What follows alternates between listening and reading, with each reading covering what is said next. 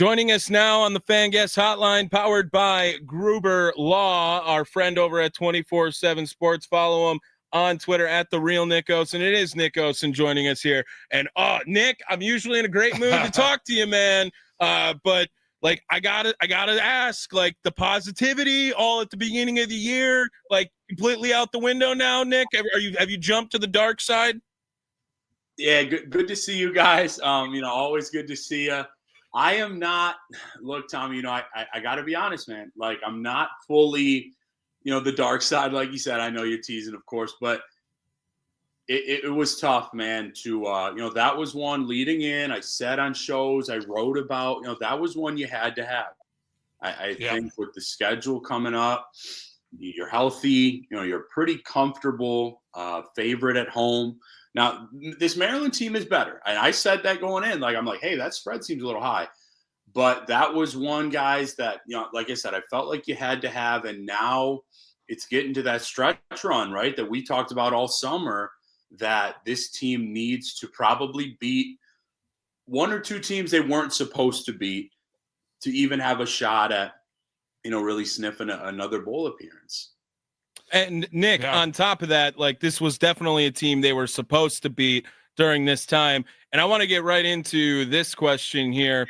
The fire Fickle chance.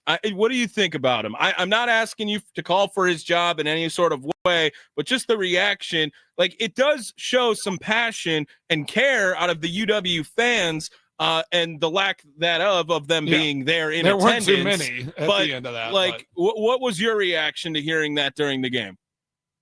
So, truthfully, and I promise you guys, I'm not even joking about this. I'm just so locked in on the game. I must not have heard, I didn't hear the first ones, but then I think as it was maybe going to half, I think it was the one that the broadcast picked up.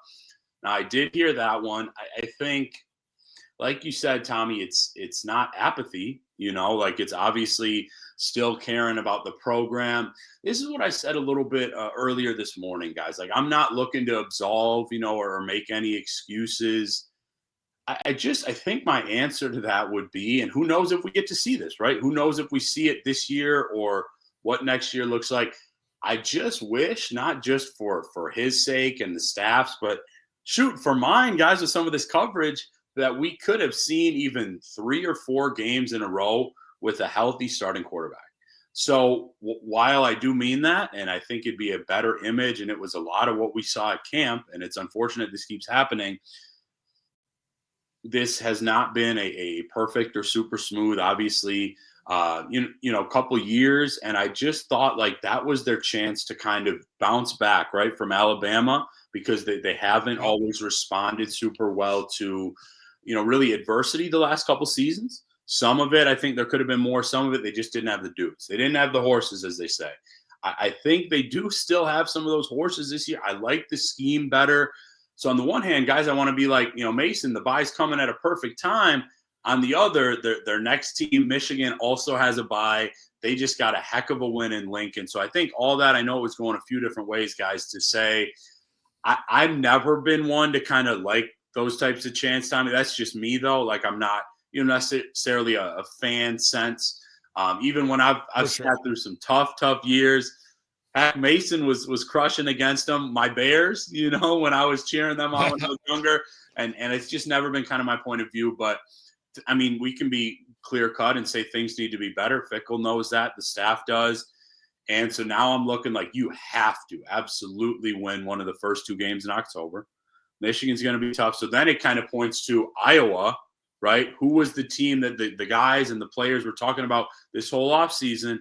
Okay, Iowa, that game last year was not acceptable. All the rushing yards, that type of thing. It's going to be gut check time, guys, if it isn't already. Totally agree. I mean, what odds would you give this team against Michigan, though? I mean, it's like, I know Tommy thinks they're going to, Wisconsin I think they're going to lose the bye week. I think they're not even going to win this week. Like, even though they don't play, I think they'll get a loss somehow in the bye week. Yeah, unbelievable.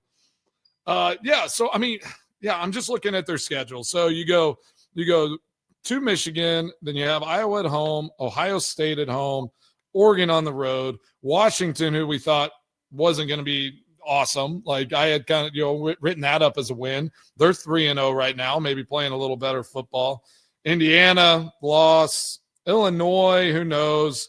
Who knows what Minnesota is going to be? But I mean, this is a tough stretch coming up, and it's like they have to figure something out, get healthy, get this thing right before they go play Michigan, on the 4th of October. And so what do you think that answer is going to be? And what do you think Fickell's doing there to kind of right the ship, if they're not going to move on from him? Yeah, Mason, I think that's a really good question. I think the first thing I'll say this, you had a couple really good ones in there within the Michigan game. If you see a healthy Billy Edwards Jr., I do think there's a chance, because in this moment to win a football game, I might give Billy as good of a chance as Underwood right now. Not, the future, not NFL prospect, none of that. I'm not saying anything too crazy. But with what he's doing, Mason, within like this next week or so, yeah, it's getting healthy. Okay, you can't control that as a coach. I actually liked some of what Jeff Grimes was trying to scheme up. I mean, you saw early on they were moving the ball. I don't know if there's a way, though, guys. And this, to me, it doesn't just fall on coaching, because the team wasn't having very many penalties early on. But some of those mistakes, the snap over the head, the rough. Oh my gosh! I mean, we're 3 weeks. Like, get the snap right, Nick. Like that has been a weekly problem for this team. Not just like, they couldn't figure it out in that game. Like, they can't find someone to snap the football to the quarterback. It's been tough. It really has. So I'm looking at, that's something that needs to be cleaned up. And then I guess maybe a saving grace. Look, guys, I try to find the slivers of positivity. That's just how I approach life. If I can't, then this job gets really, really, really hard. Yeah. I appreciate it, Nick. Tommy, maybe not so much. I just, you know what? Like with Nick having to go to that as the second point, like feels like I'm like, all right, you know what? I feel like I'm watching the same game as him at least. I mean, Michigan, they love to run the rock. Wisconsin's run defense has been better, but in terms of going forward, Mason, if you're talking about like, okay, what can you see, that are kind of emblematic signs of good potential in the future? Yeah, you have to pick up some of these wins. I mean, who knows, guys? I'm not sure they'll be favored in another game the rest of the year. I mean, the ones I looked at were Iowa. Now, Iowa just picked up a good win. They're actually playing decent football. Washington, like you said, Mason, they're playing better. So then I just keep going back to, okay, how would I answer that, Mason? Keeping the recruiting classes together, which, you knock on wood, so far they're sticking together. And two, got to win a couple marquee wins, right? That is fair, and they would tell you that themselves. So I'm not a hot take guy. Oh my goodness, I need to say that is what has to happen, because you marked coming in, right? You marked Maryland down as a victory. Like, not saying that they were. I'm just saying as we picked our games, I thought this team could get to 5 or 6 if their top guys stay healthy. Obviously, you lost that with Billy Edwards, but there's still a season to play. So I'm not, in terms of the dramatic movements, oh my gosh, you got to see this. But if you take a look at, Badger 247 and what the fans are saying, like, there's a lot of, frustration building up. And so it is hard to kind of pick up the moments of positivity. I like to keep going back to the run defense. But, guys, I'm even worried about, some of the bounce back in terms of just on the field, not just, how guys emotionally get back on things. Like the secondary, I really thought could have been a strength. And I think you've seen some of the kind of top guys and the veterans even struggling with some things. So it really is tough. And that's kind of how I'd answer that, Mason. Like you said, there's a reason we talked about it being maybe the hardest month for any team in the country in October. Yeah. It was October it's brutal. Right. There's still a way to get through that, we were saying, but you had to take care of Maryland, and that explains kind of a lot of the worry and concern right now. Yeah. Well, I was about to say something really optimistic, and then I looked at Washington's first 3 games and how many points they put up, and it's like, well, they're going to beat the Badgers by 40 points. I mean, they put up 38 against Colorado State. I know UC Davis is nothing, but 70 against UC Davis.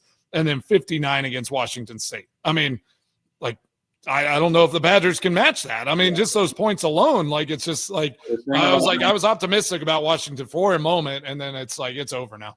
Their quarterback, Demond Williams Jr. He's a heck of a talent. Fish is a solid coach. So yeah, I mean, I'm not one. It was funny. People thought I was, making these kind of, like you said, guys, positive about things. And I said, well, guys, my positive is 5 or 6 wins. Like if we are, yeah, I know. Crazy. You get what I'm saying, Tommy? Like it is a little bit unheard of, but I mean, now there's no going backwards. So you sit at 2-2, there's the vote of confidence given from Chris McIntosh. And I'm sure you guys have kind of heard some of the other things buzzing around. I'm close, with like some of the players, parents, like, I don't feel that this has been lost. I still feel that there is this buy-in, but your guys' questions are totally fair. You can't just, be looking and searching for it every single week. And they know that. I mean, most of this staff is not used to losses like this because they had a ton of success at their previous spots, Tommy. Yeah, I get it, Nick. And I don't mean to come and take the anger out on you. I just want everyone to demand satisfactory from this organization. I'm not asking them to go win national championships, Nick, but not being a part of bowl contention is completely unacceptable. A season where 3 wins looks like a great year now at this point is not acceptable for this team. I just think that I know Billy Edwards was the plan this year and it didn't work out, but also kind of seemed like they mismanaged that this week, similar to Zach Tom's out after 1 play. Like Billy Edwards Jr. played like 2 plays in the game. So I just think that the whole thing right now is in a completely unacceptable state for Badger football, especially what has happened over the last 30 years with the program and now the last 3 years, completely unacceptable. Nick, we're crunched for time here. Where can we find all of your incredible work? It doesn't discount how awesome you are over at 247 covering the Badgers by any means. I just wish that you could be covering a team that has a little more serious thoughts about 2025. Where can we find your stuff, Nick? No, I appreciate you guys. Sincerely, I always try to make it happen. A lot of shows today. I'm on Badger 247, guys, 247 Sports. Even though it's a bye week, I've still got some fresh recruiting stuff pumping. I'll be out on the road.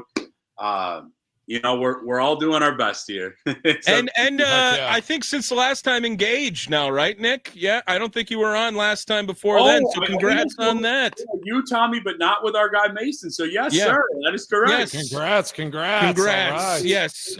At the real Nick Osen on Twitter. Nick, have a good rest of your day, my friend. We'll do it again, hopefully with some better news next time. I look forward to it, fellas. Thank you guys for real.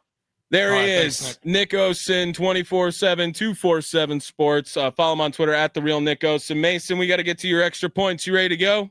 I'm ready. Let's go. The Mason Crosby Show presented by Verizon, the official 5G network of the Green Bay Packers.